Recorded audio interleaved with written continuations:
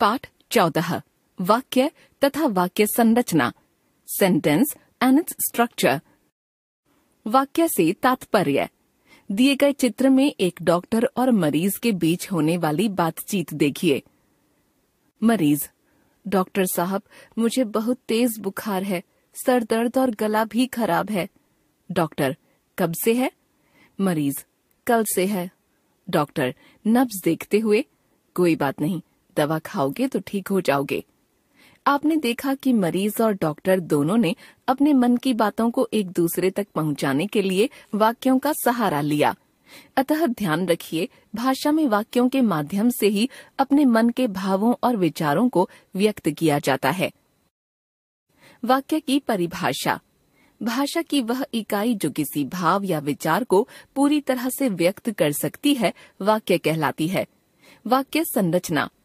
अब सवाल उठता है कि वाक्य बनते किस तरह से हैं।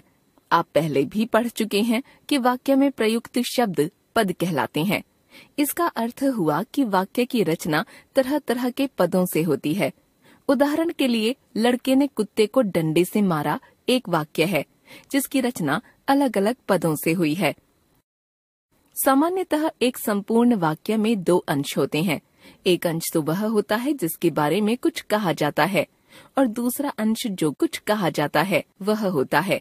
उदाहरण के लिए, बच्चा घर गया वाक्य में बच्चे के बारे में घर जाने की बात कही गई है। जिसके बारे में कुछ कहा जाता है उसे उद्देश्य, सब्जेक्ट, तथा उद्देश्य के बारे में जो कुछ कहा जाता है उसे विधेय, प्रेडिकेट कहते हैं। इस तरह वाक्य के दो अंग होते हैं, उद्देश्य तथा विधेय।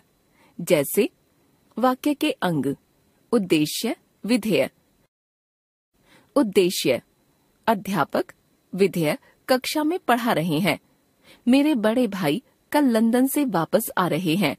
दौड़कर आता हुआ बच्चा अचानक गिर गया। वाक्य के भेद। वाक्यों के भेद दो आधारों पर किए जाते हैं। वाक्य रचना के आधार पर, अर्थ के आधार पर। रचना के आधार पर। रचना की दृष्टि से सभी वाक्य एक जैसे नहीं होते। कुछ वाक्यों में केवल एक क्रियापद बंध होता है, तो कुछ में एक से अधिक। देखिए निम्नलिखित उदाहरण।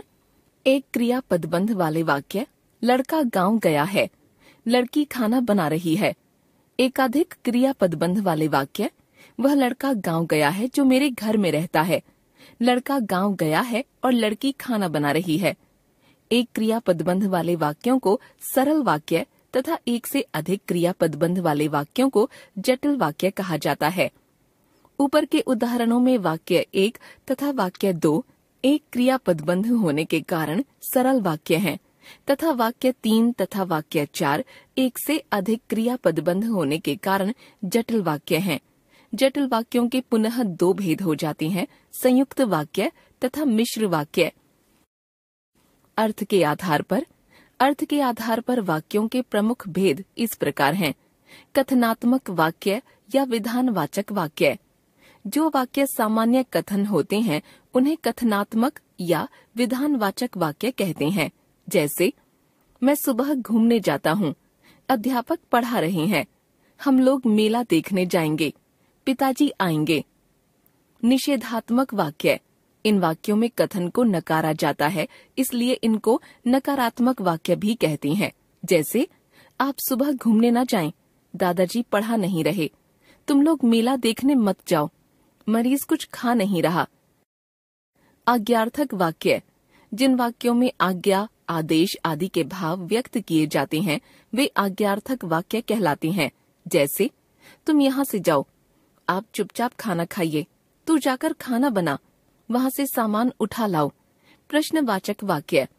जिन वाक्यों में कोई प्रश्न पूछा जाता है वे प्रश्नवाचक वाक्य कहलाते हैं। जैसे, तुम क्या कर रहे थे, आप खाना कब खाएंगे, क्या मैं यहाँ बैठ सकता हूँ, वे कहाँ रहते हैं। विस्मयादि बोधक वाक्य।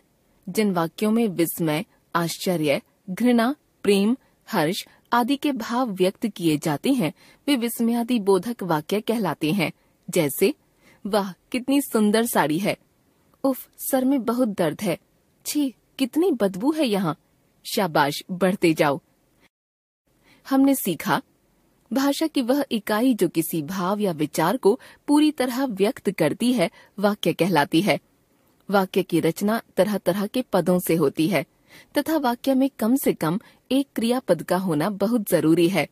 वाक्य के 2 अंग होते हैं, उद्देश्य तथा विधेय। वाक्यों के भेद 2 आधारों पर किए जाते हैं, रचना के आधार पर, अर्थ के आधार पर। एक क्रियापद वाले वाक्यों को सरल वाक्य तथा एक से अधिक क्रियापद वाले वाक्यों को जटिल वाक्य कहा जाता है।